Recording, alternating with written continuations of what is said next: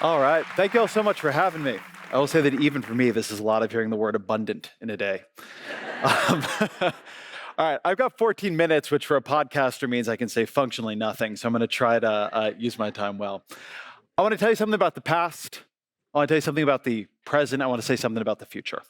So I wrote this book, Abundance, along with my co-author, Derek Thompson. And Abundance is a book about why it became so hard for liberals to build. Why, in the place where liberalism has power, has become so hard to make things. And when you dig into it, and this is really one of the first times I've been able to talk about this thread of the book, you find a rupture over beauty. There are other ruptures too. There's too much growth. There are things we did wrong. But there is something that is threaded through the split that begins to happen in the post-New Deal era over beauty. Lyndon Johnson gives a speech at the University of Michigan, and he talks about, we used to worry about the ugly American, referencing the Graham Greene book. Now we worry about the ugly America. John Kenneth Galbraith, the legendary economist and great liberal thinker, in his book, The Affluent Society, talks about this very legendary passage about an American family driving out into the wilderness in their car and going underneath the big billboards and finding the stream despoiled with plastic and with trash. Is this what we were fighting for? Is this what all of our affluence was meant to buy us? The term ticky-tacky comes from a satirical song, or at least a negative song, about Daly City, 25 minutes south of San Francisco, where I used to live, and how everything just looked the same. Part of the backlash to the post-New Deal growth, the growth that liberalism created, the growth that liberalism built itself on in this country, was that people looked around and they felt the country become ugly. They felt the forests were going away, the streams were despoiled, the homes were uglier. And so this rupture happens. This deep sense of mistrust that we can build in a way that isn't just fair, that isn't just just, that isn't just environmentally sustainable, but that offers something else to this country too, that we can build, that when government builds, when people build, that we can trust them to build beautifully. Because although we don't always know how to talk about beauty in politics, it is a fundamental human desire. And when it is betrayed, people react. So that's the past. There is this rupture in liberalism between growth and the environment, between beauty and building. Now I want to say something about the present. You might have heard that Donald Trump is president. And it's not always what we cover in the news, but it is happening. And here's something I will say for Donald Trump, and I don't say a lot of positive things about Donald Trump or about his movement. But this is a president, and this is a political movement that takes beauty seriously. Now, is their vision of the beautiful mine? It is not. I think the Oval Office could use a little bit less gold at the moment. But when Trump came into office, he signs an executive order about architecture in the federal government, demanding that we go back to the classical type of architecture that you see in the Capitol, that you see in the Washington Monument. What does Donald Trump do? Of all the things the president has on his plate, the war, the economy, the appointments, the natural disasters, he decides he will chair the Kennedy Center Board. And you get the feeling that's the part of the job he actually really wanted to do. Because he and the people around him, they understand that if you control the culture, that if you control what beauty is, you actually control an important headwater for American society. You control something very profound. And so at this time, when this very reactionary movement is taking power in American politics, one of the battlefields that they have decided to fight on is a question of what is and isn't beautiful. What paintings will hang in our museums, what the buildings will look like in our capital. And I've seen many liberals, I've seen many on the left, I've seen many Democrats take this as simply an ideological fight. The paintings they want are just the ones that tell their version of history. That's partially true. It's not completely without merit. But to take it as simply an ideological fight is actually to miss part of the level they are fighting on, because they understand something better right now than many on the left do, which is that people feel things have gotten ugly. which is that people feel that we are not connected to beauty. People feel art is not for them anymore, that the conversation is not for them. It's there to make them feel like they don't know what's going on. It's there to make them feel bad. And if you just take what they are doing as a kind of literalism expressed through art, right, just a literal expression of politics through art, you'll miss its power. They want to say, we are the political coalition that cares about beauty. We are the political coalition that reaches back into our history for what was beautiful and brings it into the present. We're the political coalition that hasn't forgotten why you love to drive around the National Mall, why you like to go to these museums. There is actual political power in it. And it leads to this question I've had, which is, why did we let go of that political power? Nobody would say that the left doesn't care about culture. If anything, the critique was the left is too much hegemony over culture. Nobody would say the left didn't have enough people working in Hollywood, didn't have enough of the share of America's artists. But something happened.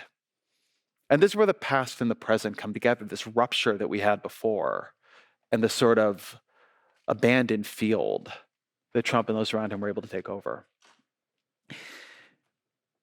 There's a book that the Harvard professor Michael Sandel wrote, I think it was back in the 90s. I just started reading it recently, though, called Democracy and Its Discontents. And in this book, Sandel talks about this distinction between two political cultures we've had in this country. A culture of sort of a neutral liberalism, a liberalism of rights, a liberalism that that what it wants to do is make it possible for you to live the life you want to live. But it is very, very nervous about saying anything about what that life should be. And a culture of political republicanism, not as in the Republican Party, but as in the culture of when people say, we're not a democracy, we're a republic. The culture of what does it mean to participate civically? What does it mean to be a citizen in what at least struck the people creating it as a quite radical experiment in democracy? We know all the failures of that experiment at its inception and still even today. And yet it still was an experiment. And if you go back and you read the founders and the philosophers and the debates of that era, they're obsessed with this question of what will it take for people to be able to participate in this? What kind of person would we need? What kind of virtues would we need to encourage and form in them for them to participate in this? And Sandel's argument is that republicanism, understood that way, is about the good. Liberalism is about rights. Liberalism doesn't want to tell you how to live. Republicanism is exactly about telling you how to live, not in every detail, but in terms of virtues, in terms of certain approaches to life. And that as our society became more complex and as our history unfolded, the liberal tradition squeezed out the Republican tradition. And it became what he calls a procedural republic. And that idea of a procedural republic struck me because Abundance is fundamentally a book about process. It's a book about how process is choking off our ability to build, our ability to create, our ability to exercise our judgment and perspective upon the world. Process where we are so afraid of doing harm that we cannot create progress. Speaker earlier, I love the line, I wish I had it with me written down here, but she said, design is not about minimizing harm, it's about creating abundance. It's not that we should have no process, of course, but process can take on a life of its own. I think a lot of people in this room know better than me that beautiful things are not typically created by large committees. That is not known to be the great process for beauty. Beauty is a perspective. Beauty is I'm not going to try to define what beauty is. I think that's beyond my mandate. So I want to say something now about the future, which is the thing that has been obsessing me over the past year is the recognition that if our politics has brought us here, our politics has failed. Part of that has been the sort of work I've been trying to do in Abundance, which is how do you create a liberalism that builds? Part of it is a more political question. How do you create a liberalism that likes you, that gives people the sense that they are part of it as opposed to being judged by it? But I've also come to the view, and I believe it strongly, that there is no viable politics that does not include beauty. People want their world to be beautiful. They want it to be beautiful aesthetically, but also to be beautiful in the morals, the virtues that are instantiated through it. And so I've been wondering about this question of what would it take to bring beauty back into politics? What would it mean to do that? Because as I said a minute ago, when I accidentally wandered into the question of what beauty is, the last thing in the world I want to have to do is define it, much less enforce my vision of it on anyone else's. I think I have good taste in exactly one area of my life, which is music, and only recently would I say that was true for me. Everything else, not great. But here's the thing. What it will require to rebuild that kind of politics, what it will demand to bring beauty back into our politics, is a willingness to talk about what it is, to debate what it is, and to come to the view that we should have views upon it. And this is where Sandel's distinction between a political culture that is just about letting everybody do what they want and a political culture that actually has views about the good really comes into play. You have to have views about what is good and beautiful in order to create a world that is good and beautiful. And one of the places where many of the people I agree with in politics have failed, one of the places where I, as an actor in politics, failed, has been to see that as a separate domain. It's not our brief. And something that, going back into our own prehistory, made me realize is that that isn't how people used to see it. People in this country, myself included, still go out of their way when they are traveling to see things created by the Works Progress Administration. We go to see them almost 100 years later because they're beautiful. That under FDR, we created beautiful things. It is true, I lived in Washington, D.C. for 14 years. Washington, D.C. is beautiful. In my view, it is the most beautiful city in the country. The homes are beautiful. The monuments are beautiful. The architecture is beautiful. I don't agree with the Trump administration that the brutalism is so bad, actually. The brutalism is itself an interesting vision. One thing is, I don't actually care so much if things aren't beautiful as long as they're interesting. At least somebody thought it was interesting. And yet, recently that's dissolved. There have been great pieces, one in the New York Times Magazine, one in N+1, about why everything feels so ugly nowadays. And people have their different answers, the cost of construction and this and that. And none of the answers, I've looked into the debate, none of them are really satisfying. The satisfying answer is because we stopped having a view on what beautiful was. And so we stopped demanding that that was part of what we build. We stopped demanding that publicly. We stopped demanding it privately. And so it is a profound challenge of the many challenges that this administration, this reactionary movement in politics is posing, a challenge to what it means to belong.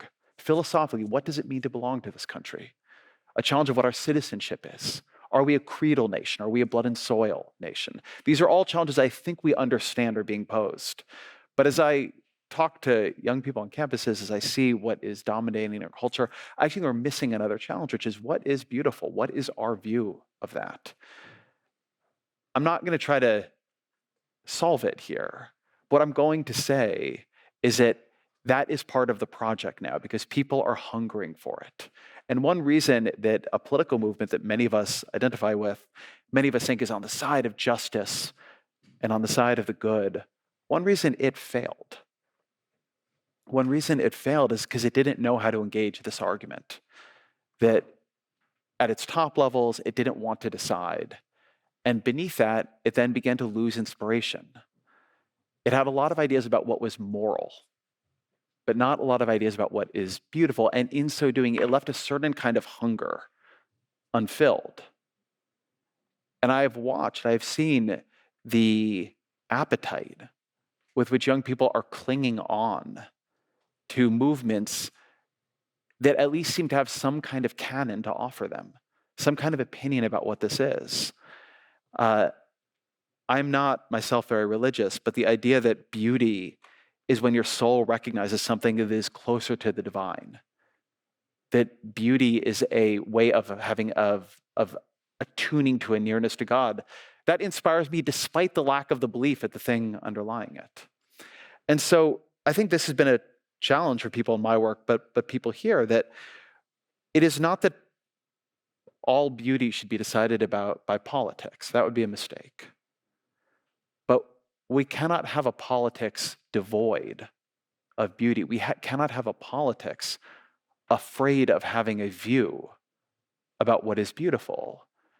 Because a politics that is not beautiful is a politics nobody wants.